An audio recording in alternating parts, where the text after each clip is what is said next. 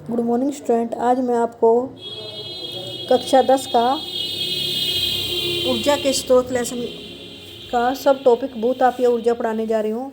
भूतापीय ऊर्जा मीन्स जो भूमि में परिवर्तन होते रहते हैं, जिसके कारण भूपर्पटी में गहराइयों पर तप्त क्षेत्र में पिघली चट्टानें ऊपर धकेल दी जाती है। जब ये ऊपर आ जाती हैं पिघली हुई चट्टानें, तो कुछ क्षेत्रों में एकत्रित हो जाती है, जिन्हें हम तप्त स्थल बोलते हैं।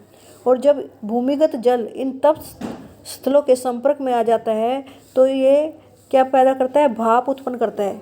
कभी कभी इस तप्त जल को भूमि के पृष्ठ से बाहर निकलने का मौका मिल जाता है, तो इन निकास मार्गों को गर्म चश्मा या उष्ण स्रोत कहते हैं। कभी कभी ये भाप की चट्टानें बीच में फंस जाती हैं, और जहाँ इनका दाब अत्यधिक हो जाता है, तप्त स्थलों तक पाइप डालकर इस भाप को बाहर निकाला जा सकता है। उच्च दाब पर निकली यह भाप विद्युत जनरेटर के टरबाइन घुमाने के काम आती है, जिससे विद्युत उत्पन्न की जा सकती है। तो भाप से क्या घुमाए? टरबाइन। उन टरबाइनों से क्या निकली? इलेक्ट्रिसिटी। तो विद्युत जनरेटर के टरबाइन घुमाने से विद्युत उत्पन्न की गई, लेकिन वहाँ जो भाप यूज की वो कहाँ से करी? जो जमीन के अंदर थी।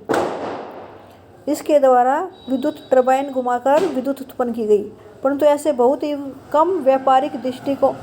ही कम स्थल है जहाँ पर व्यापारिक दृष्टिकोण से इस ऊर्जा का दोहन कर सके। भूतापीय ऊर्जा पर आधारित विद्युत शक्ति के जो संयंत्र लगे हुए हैं, कहाँ पर ज़्यादा लगे हुए हैं? न्यूजीलैंड में, संयुक्त राज्य अमेरिका में भूतापीय ऊर्जा पर आधारित कई विद्युत शक्ति संयंत्र हैं। लेकिन ऐसा इंडिया में कम है, क्योंकि ऐसी जगह ढूंढना कि जहाँ पर ये हमें भूतापीय ऊर्जा मिले, इसके लिए हमें कुछ पर्टिकुलर डिवाइस चाहिए होते हैं, उपकरण चाहिए होते हैं, वो हमारे पास नहीं है अभी। नेक्स्ट टॉपिक है नाभिकीय ऊर्जा। नाभिकीय ऊर्जा कैसे उत्पन्न होगी? नाभिकीय विखंडन के द्वारा। दो तरह से होते हैं, नाभिकीय विखंडन और नाभिकीय संलयन। पहले हम नाभिकीय विखंडन के बारे में पढ़ रहे हैं। नाभिकीय विखंडन अभिक्रिया एक ऐसी प्रक्रिया है जिसमें एक भारी परमाणु जैसे थोरियम, यूरेनियम, प्लूटोनियम के नाभिक को निम्न ऊर्जा न्यूट्रॉन से बमबारी करके हल्के नाभिकों में तोड़ा जाता है। जब ऐसा किया जाता है तो विशाल मात्रा में ऊर्जा मुक्त होती है, क्योंकि मूल नाभिक का द्रव्यमान उत्पादों के द्रव्यमान के योग से कुछ अधिक होता है। उदाहरण के लिए यूरेनियम के अगर एक परमाणु का विखंडन किया जाए तो जो ऊर्जा मुक्त होगी वो कोयले के एक कार्बन के परमाणु के दहन से उत्पन्न ऊर्जा की तुलना में 1 करोड़ गुना होगी। देखो कितनी ज़्यादा ऊर्जा निकल रही है, 1 करोड़ गुना। यूरेनियम का एक परमाणु विखंडन करो और कार्बन का एक परमाणु जलाओ, तो यूरेनियम के एक परमाणु के विखंडन से जो ऊर्जा मुक्त हो रही है वो 1 करोड़ गुना है। किसके मुकाबले? कार्बन के एक परमाणु के दहन करने से। इसके लिए जब इस ऊर्जा का प्रयोग करके विद्युत उत्पादन करने के लिए क्या करना पड़ता है? विद्युत उत्पादन के लिए नाभिकीय संयंत्र बनाए जाते हैं, और वहाँ पर ये जो नाभिकीय ऊर्जा है ये प्रयोग की जाती है। विखंडन श्रृंखला अपने आप होती रहती है वहाँ पर, जिसे नियंत्रित दर पर ऊर्जा मुक्त होती है। इस मुक्त ऊर्जा का उपयोग भाप बनाकर विद्युत उत्पन्न करने में किया जाता है। पहले भाप बनाते हैं, फिर उस भाप से टरबाइन घुमाते हैं और फिर विद्युत उत्पन्न होती है। जो हमारा देश है उसमें तमिलनाडु में कलापक्कम में, तारापुर में राणा प्रताप सागर डैम, यहाँ पर जो है ये नाभिकीय ऊर्जा के संयंत्र लगे हुए हैं। कहाँ पर? तारापुर महाराष्ट्र में, राणा प्रताप सागर राजस्थान में, कलापक्कम तमिलनाडु, नरोरा यूपी, काकरापाड़ा गुजरात, केगा कर्नाटक। यहाँ पर क्या है? नाभिकीय विद्युत संयंत्र लगे हुए हैं, ताकि क्या यूज कर सके? इलेक्ट्रिसिटी पैदा की जा सके इस नाभिकीय ऊर्जा का प्रयोग करके। और नाभिकीय विखंडन में जो मूल नाभिक है और उत्पाद नाभिक के द्रव्यमान में अंतर होता है, जिसे डेल्टा एम से दिखाते हैं।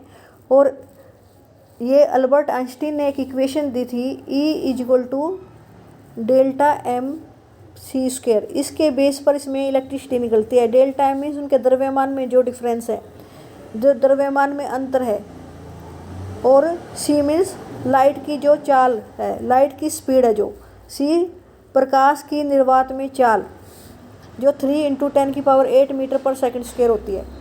इनको मल्टीप्लाई करने से कितनी ऊर्जा बाहर निकलेगी वो निकल आती है इसमें से।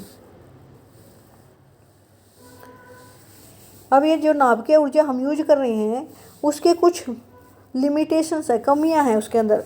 नाभिकीय विद्युत शक्ति संयंत्रों का मुख्य संकट क्या है? इसे उपयोग करने के पश्चात बचा हुआ शेष ईंधन, उसका भंडारण, कि शेष ईंधन को कहाँ रखे, उसका निपटारा कैसे करें, क्योंकि शेष बचे ईंधन में से हानिकारक किरणें बाहर निकलती रहती हैं। जब वो खत्म होता है तब भी वो हानिकारक किरणें बाहर निकलता है। नाभिकीय अपशिष्टों का भंडारण और निपटारा उचित प्रकार से नहीं होगा तो ये हमारे पर्यावरण को क्या करेंगे? दूषित करेगा। नाभिकीय जो बच जाता है, नाभिकीय अपशिष्ट, उनका भंडारण और निपटारा सही ढंग से करना पड़ता है, नहीं तो हमारा पर्यावरण को दूषित करता है। इसके अतिरिक्त नाभिकीय विकिरण को आकस्मिक रिसाव का भी खतरा है। अचानक वो रिसाव हो जाए, उसमें से ये जो किरणें हैं बाहर निकल आएँ तो हेल्थ के लिए बहुत खतरनाक है ये। नाभिकीय विद्युत शक्ति संयंत्रों के प्रतिष्ठापन में अत्यधिक पैसा खर्च होता है, प्रदूषण का खतरा बना रहता है, यूरेनियम की सीमित मात्रा है हमारे देश में, इसलिए इस नाभिकीय ऊर्जा का बहुत कम प्रयोग किया जाता है।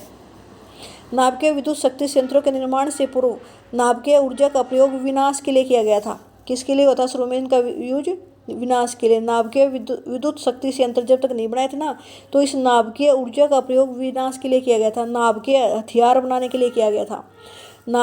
जो नाभिकीय हथियार हैं या नाभिकीय रिएक्टर, दोनों में सेम तरह की श्रृंखला होती है। कैसी? विखंडन प्रक्रिया होती है। विखंडन का मतलब पता चल गया? एक भारी द्रव्यमान के परमाणु को तोड़कर दो दूसरे परमाणु बनते हैं जो थोड़े कम वेट के होते हैं। उनका जो द्रव्यमान है भारी द्रव्यमान से कम होता है। उसके लिए उसके बाद क्या डालते हैं?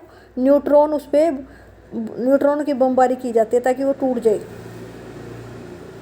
और दूसरा तरीका है नाभिकीय संलयन। इसमें भी बहुत मात्रा में ऊर्जा निकलती है। अब तक जितने भी नाभिकीय रिएक्टर थे सब में नाभिकीय विखंडन क्रिया यूज होती थी, लेकिन एक दूसरा तरीका है नाभिकीय संलयन के द्वारा भी ऊर्जा पैदा की जा सकती है। इसके लिए इसमें क्या किया जाता है? इसमें दो हल्के नाभिकों को जोड़कर एक भारी नाभिक बनाया जाता है, जैसे कि हाइड्रोजन या हाइड्रोजन के समस्थानिक यूज किए जाते हैं। इसमें हाइड्रोजन के समस्थानिक जैसे ये यूज कर रखे 1H2, ये ड्यूटेरियम है 1H2, इन दोनों को मिलाकर क्या बन गया? 2He3, कितना? हीलियम बन गया। और हीलियम का मास 4 होता है लेकिन इसमें 3 है। और इन दोनों का मास देखो 2 + 2 4 होता है, लेकिन इसका जो उत्पाद है उसका मास में 1 कम है। इसमें जो इनके मास में जो द्रव्यमान में जो फर्क है उसी के कारण ऊर्जा निकलेगी। अभी हमने अल्बर्ट आइंस्टीन की जो समीकरण पढ़ा था, विशाल मात्रा में इस तरह से ऊर्जा बाहर निकलती है, क्योंकि हमने पढ़ा था E = Δmc²। ये डेल्टा एम है उनके मास में, जो उनके द्रव्यमान में डिफरेंस देखा आपने, और सी है स्पीड ऑफ लाइट। इन दोनों को मल्टीप्लाई करने से जो मात्रा मिलेगी उतनी ही मात्रा में एनर्जी, ऊर्जा बाहर निकलेगी। इस प्रकार के नाभिकीय संलयन की अभिक्रियाएं कहाँ होती रहती है? सूर्य तथा अन्य तारों की विशाल ऊर्जा का स्रोत है। ये इस प्रकार की नाभिकीय संलयन की अभिक्रियाएं सूर्य में होती है, तारों में होती है, जिससे विशाल ऊर्जा निकलती है। नाभिकीय संलयन अभिक्रियाओं में नाभिकों को परस्पर आपस में मिला दिया जाता है, बांध दिया जाता है, संलयित कर दिया जाता है। उनको आपस में जुड़ने के लिए क्या चाहिए? मिलियन कोटि केल्विन तापमान और मिलियन कोटि पास्कल दाब, बहुत मात्रा में बहुत तेज तापमान की जरूरत है, बहुत ज़्यादा तेज दाब की जरूरत है, तभी ये हल्के नाभिक आपस में मिलकर एक भारी नाभिक बनाएंगे, जिससे ज़्यादा मात्रा में ऊर्जा निकलेगी। हाइड्रोजन बम में भी यह ताप नाभिकीय अभिक्रिया होती है। जो हाइड्रोजन बम है, जो आपने सुना होगा, ताप नाभिकीय अभिक्रिया होती है, उसमें भी ये। हम बम के बारे में ज़्यादा नहीं पढ़ रहे, लेकिन ये जो नाभिकीय संलयन है, नाभिकीय विखंडन है, ये सब किस लिए है? ऊर्जा को प्राप्त करने के लिए। हमारे देश में अभी इनको कम यूज किया जाता है। पहले इसको डिस्ट्रक्टिव पर्पज़ के लिए यूज किया गया था, विनाश के लिए, लेकिन धीरे धीरे इससे इलेक्ट्रिसिटी पैदा करने के लिए यूज किया जा रहा है। ज़्यादा कौन सी यूज होती है? नाभिकीय विखंडन की अभिक्रिया ज़्यादा यूज होती है रिएक्टरों में। नाभिकीय संलयन यूज नहीं होती। क्यों नहीं होती नाभिकीय संलयन? क्योंकि इसको करने के लिए मिलियन कोटि का केल्विन तापमान चाहिए और मिलियन कोटि पास्कल का दाब चाहिए, जो कि मुश्किल होता है। अब है पर्यावरण विषयक सरोकार। हम कोई भी ऊर्जा का स्रोत यूज करने से पहले क्या सोचते हैं कि ये ऊर्जा का स्रोत हमें आसानी से मिल जाएगा, और इस ऊर्जा के स्रोत से ऊर्जा प्राप्त करना क्या मितव्यय होगा? मितव्यय मीन्स कम पैसा लगेगा इस पर। हम किसी भी ऊर्जा के स्रोत से ऊर्जा लेने से पहले ये कई बातें सोचते हैं।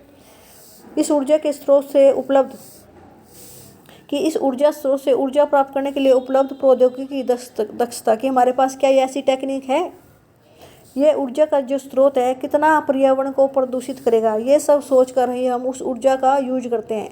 जैसे सीएनजी क्या है, संपीड़ित प्राकृतिक गैस। इसे स्वच्छ ईंधन के बारे में क्या बात करते हैं कि ये स्वच्छ ईंधन है। क्यों? क्योंकि जब ये जलता है तो बहुत ही कम मात्रा में वायु को प्रदूषित करता है, पीछे किसी प्रकार की राख नहीं छोड़ता। जैसे लकड़ी जलने पर राख छूट जाती है, ये ऐसा कुछ नहीं छोड़ता। इसके अलावा जीवाश्म ईंधन जलाने से वायु में प्रदूषण होता है।